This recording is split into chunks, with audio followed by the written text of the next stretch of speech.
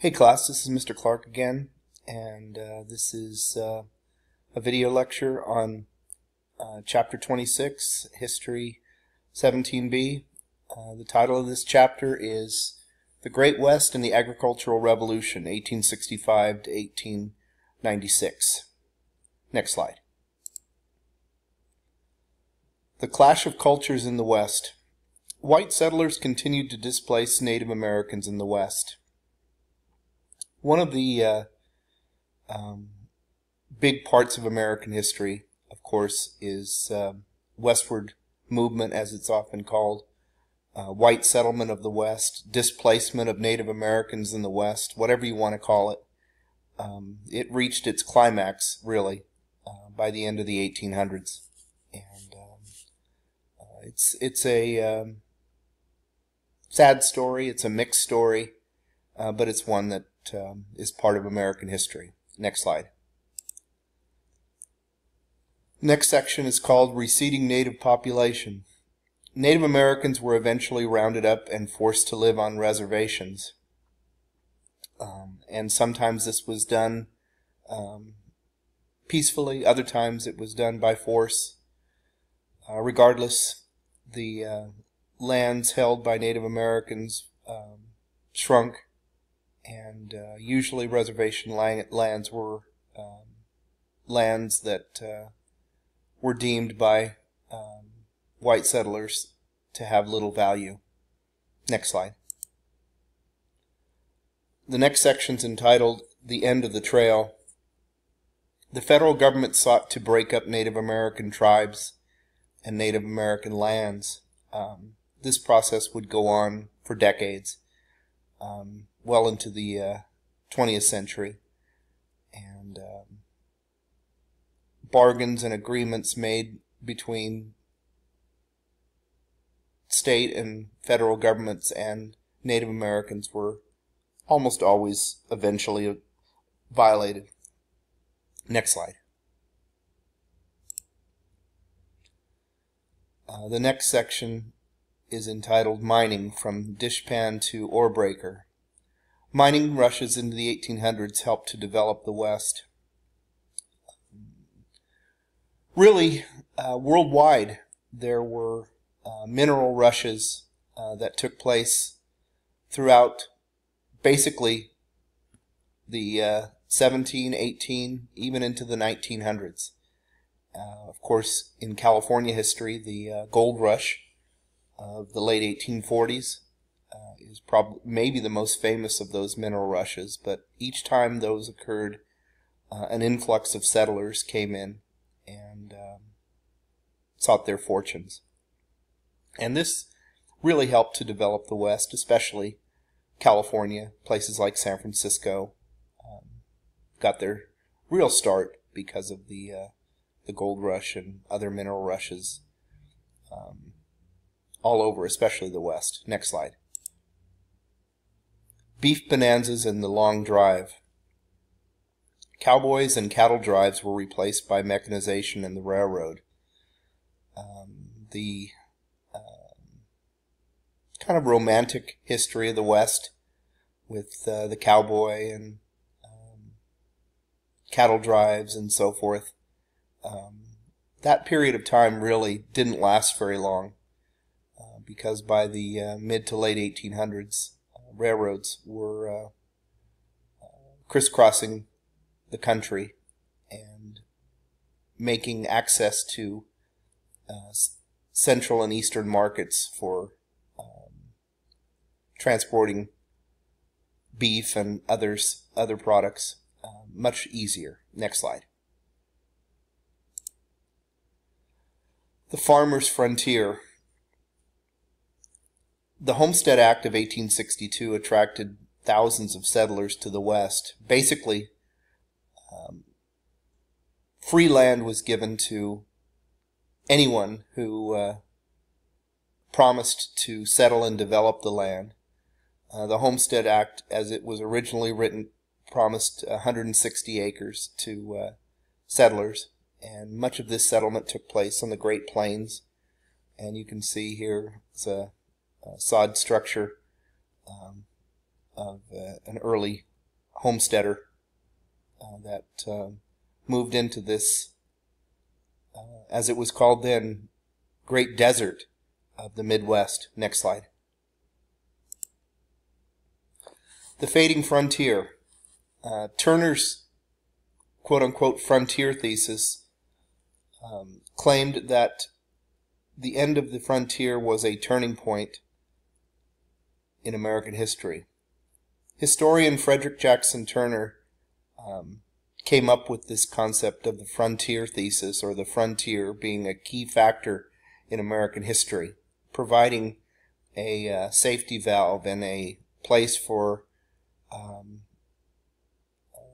those who wanted to challenge themselves. It was deemed as a positive force in American history, something that led to the greatness of our country. And Turner, when he wrote that the frontier was closing in the 1890s, lamented that fact and thought that perhaps America's best days were behind her. Next slide.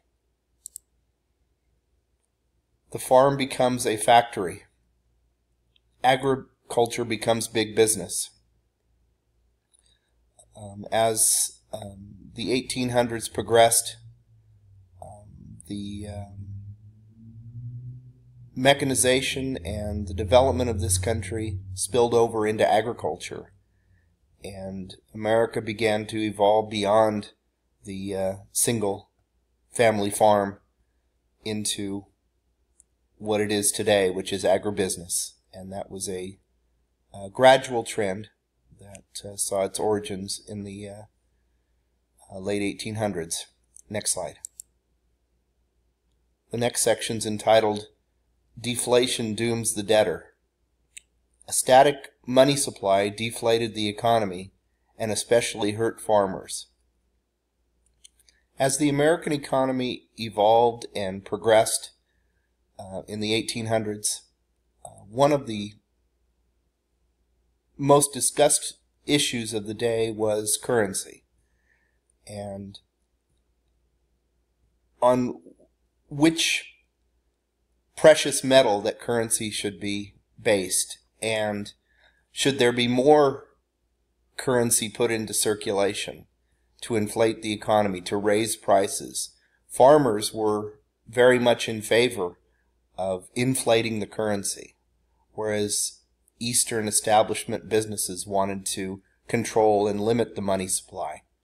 And so a great battle emerged between urban and rural interests in the United States in the late 1800s. Next slide.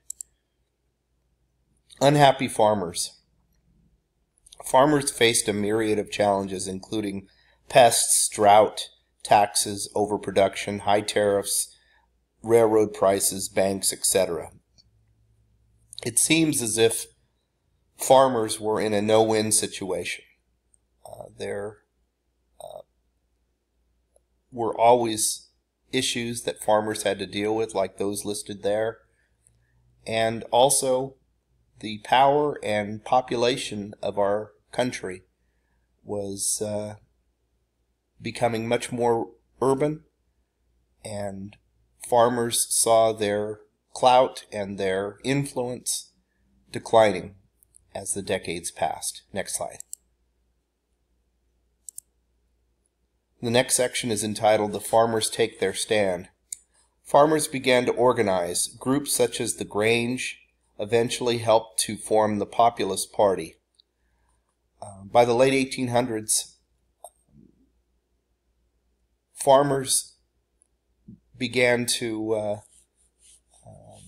believe that the only way that they could help themselves was to organize, and it seemed to many farmers that neither political party had their interests at heart. So in the 1890s, a agricultural-based party called the Populist Party arose in the Midwest. Next slide. The prelude to populism. Farmers formed the Farmers Alliance to fight the railroads and the banks. Two of the major villains for farmers were the railroads and the banks. Farmers believed that railroads were charging them exorbitant fees to transport their goods and to bring them supplies. Many farmers were heavily in debt to banks and saw the banks as their enemy. And they hoped that this populist movement would limit the power of these institutions and bring more equity to American society. Next slide. Coxey's Army and the Pullman Strike. The 1890s was a decade of violence pitting big business versus labor. The Depression of 1893 and the 4 years that followed were the worst economic depression in American history up until that time. Millions of Americans were out of work. Farmers were clamoring for reform. And it was a time of great strife and turmoil in the United States. Coxey's Army was a march that took place on Washington of unemployed workers in 1894. The Pullman Strike of 1893 was a major labor uprising against a railroad car building company, Pullman Company. Next slide. Golden McKinley and Silver Bryan is the next section. The presidential election of 1896 was a battle between urban manufacturing interests and rural agrarian interests. William McKinley, the Republican, William Jennings Bryan, the Democrat, and the populist, squared off in one of the most important elections in American history, and the stakes were high, and the battle lines were clear. The Republicans supported urban business interests. The Democrats were more of a rural agrarian party, and the Republicans prevailed. Next slide. The next section is entitled Class Conflict, Plow Holders versus Bondholders. McKinley and the Republicans triumphed. America was rapidly moving away from the past. Here's the electoral map of 1896. You can see that even though the country looks quite blue, the Republicans won the more populated parts of the United States, and this electoral victory by the Republicans would lead to a period of Republican dominance for the next several decades in American politics. Next slide. And class, that's the video lecture for chapter 26. See you later.